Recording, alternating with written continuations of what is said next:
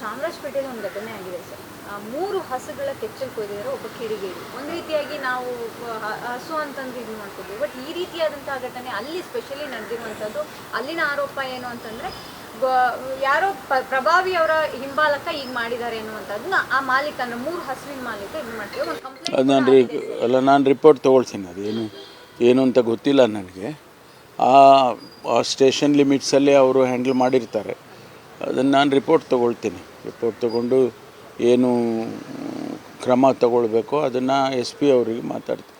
Sir ಇನ್ನೊಂದು sir, ನಿನ್ನೆ ನಕ್ಸಲ್ ನೂರು ಇದ್ದರವರು ಒಂದು ಇದು ಹೇಳಿದ್ದಾರೆ, ನಾವು ಹೋರಾಟ ಬದಲಿಸಿದ್ರೆ ಹೊರತು ಅವರು ಶರಣಾಗತಿ ಆಗಿಲ್ಲ, ಸರ್ಕಾರ ಶರಣಾಗತಿ ಆಗಿದೆ ಅಂತ ಹೇಳ್ಕೊಳ್ತಾ ಇದೆ. ಅದು ಶರಣಾಗತಿ ಆಗಿಲ್ಲ ಅನ್ನುವಂಥದ್ದು ಹೇಳ್ತಾ ಇದ್ದಾರೆ ಸರ್. ಶರಣಾಗತಿಗೂ ನಾವು ಶರಣಾಗತಿ ಅಂದರೆ ಶಸ್ತ್ರಾಸ್ತ್ರ ತ್ಯಜಿಸಿ ಬಂದಿರೋದೇ ಅದು ಶರಣಾಗತಿ ಅಂತ. ಮುಖ್ಯಮಂತ್ರಿಗಳು ಕೂಡ ಅವ್ರಿಗೆ ಏನು ಹೇಳಿದರು ಅಂದರೆ, ನೀವು ನಿಮ್ಮ ಪ್ರತಿಭಟನೆ ಹೋರಾಟ ನಿಲ್ಲಿಸಬೇಕು ಅಂತ ನಾವೇನು ಹೇಳ್ತಾ ಇಲ್ಲ. ಅದಕ್ಕೆ ಸಂವಿಧಾನಾತ್ಮಕವಾಗಿ ಅವಕಾಶ ಇದೆ. ನಿಮ್ಮ ಪ್ರತಿಭಟನೆ ಮಾಡೋದಕ್ಕೆ, ಸರ್ಕಾರದ ಗಮನ ಸೆಳೆಯೋದಕ್ಕೆ ನಿಮಗೆ ಅವಕಾಶಗಳಿದ್ದಾವೆ. ಆ ದಾರಿಯಲ್ಲಿ ಹೋಗಿ ಶಸ್ತ್ರಾಸ್ತ್ರ ತ್ಯಜಿಸಬೇಕು ನೀವು ಅಂತ ನಾವು ಮನವಿ ಮಾಡಿದ್ದು. ಅದಕ್ಕೆ ಸ್ಪಂದಿಸಿ ನಾವು ಶಸ್ತ್ರಾಸ್ತ್ರ ಬಿಸಾಕ್ಬಿಟ್ಟು ಬಂದಿದ್ದೇವೆ. ನಾವು ಇನ್ಮೇಲೆ ಆ ದಾರಿಯಲ್ಲಿ ಹೋಗೋಲ್ಲ ಅಂತ ಅವರು ಲತಾ ಅವರು ಹೇಳಿದ್ದು, ಅವರ ಮುಖಂಡರು ಯಾರಿದ್ದಾರೆ ಅವರು. ಹಾಗಾಗಿ ಅದನ್ನು ನಾವು ಗಮನಿಸಬೇಕಷ್ಟೇ. ಲಲಿತಾ ನಾಯಕ್ ಅವರು ಒಂದು ಆತಂಕವನ್ನು ವ್ಯಕ್ತಪಡಿಸಿದ್ದಾರೆ ಸರ್.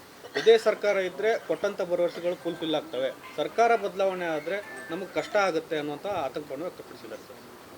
ಎಲ್ಲ ನೋಡೋಣ, ಇನ್ನೂ 3 ವರ್ಷ ಇದು ಸರ್ಕಾರ ಇರುತ್ತಲ್ವಾ. ಅಂದರೆ ಸರ್ ಅಧಿಕಾರ ಹಂಚಕ್ಕೆ ಇಲ್ಲ, ಸರ್ಕಾರ 3 ವರ್ಷ ಇರುತ್ತೆ. ಆ 3 ವರ್ಷದಲ್ಲಿ ಅವ್ರ ಕೇಸ್ಗಳು ಅದೆಲ್ಲ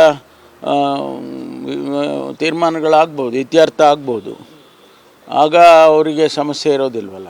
they will become an ordinary citizens. ಇನ್ನೊಂದು ಡಿಮಾಂಡು ಸರ್ ಅವ್ರದ್ದು, ಆದಷ್ಟು ಬೇಗ ಅವರಿಗೆ ಬೇಲ್ ಕೊಡಿಸ್ಬೇಕು, ಸರ್ಕಾರ ಆ ನಿಟ್ಟಿನಲ್ಲಿ ಕಾರ್ಯಪ್ರವೃತ್ತರಾಗಬೇಕು. ಅದು ಕಾನೂನು ಕ್ರಮಗಳೇನಾಗಬೇಕೋ ಅದನ್ನು ಮಾಡ್ತಾರೆ. ಕಾನೂನು ಇಲಾಖೆ ಇದೆ, ಸರ್ಕಾರ ಅದಕ್ಕೆ ಸೂಚನೆಗಳನ್ನು ಕೊಟ್ಟಿರುತ್ತೆ, ಅದರ ಪ್ರಕಾರ ಮಾಡ್ತಾರೆ.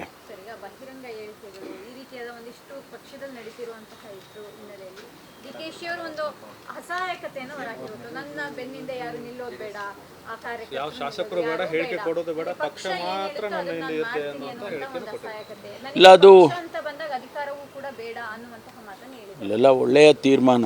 ಯಾಕೆಂದರೆ ನಾವೆಲ್ಲರೂ ಅಷ್ಟೇ, ಪಕ್ಷ ಅಂತಿಮವಾಗಿ ಏನು ತೀರ್ಮಾನ ಮಾಡುತ್ತೆ ನಾವೆಲ್ಲ ಅದನ್ನು ಒಪ್ಕೊಳ್ತೀವಿ. ಹಾಗಾಗಿ ಅಂತಿಮವಾಗಿ ನಾವೆಲ್ಲರೂ ಹೇಳೋದೇ ಹೈಕಮಾಂಡ್ ಅಂತ ಹೇಳ್ತೀವಿ. ಪಕ್ಷದ ತೀರ್ಮಾನ ಏನಾಗುತ್ತೆ ಅದೇ ಆಗ್ಬೋದು ಅಂತ. ನಿನ್ನೆ ಕೂಡ ನಾನು ಅದನ್ನೇ ಹೇಳಿದ್ದೆ. ಪಕ್ಷದ ಅಂತಿಮವಾಗಿ ಪಕ್ಷ ಅಂದರೆ ಹೈಕಮಾಂಡ್ ಏನು ತೀರ್ಮಾನ ಮಾಡುತ್ತೆ ಅದನ್ನೇ ನಾವೆಲ್ಲರೂ ಒಪ್ಕೊಳ್ತೀವಿ ಅಂತಕ್ಕಂಥ ಮಾತನ್ನು ನಾನು ಕೂಡ ಹೇಳಿದ್ದೇನೆ.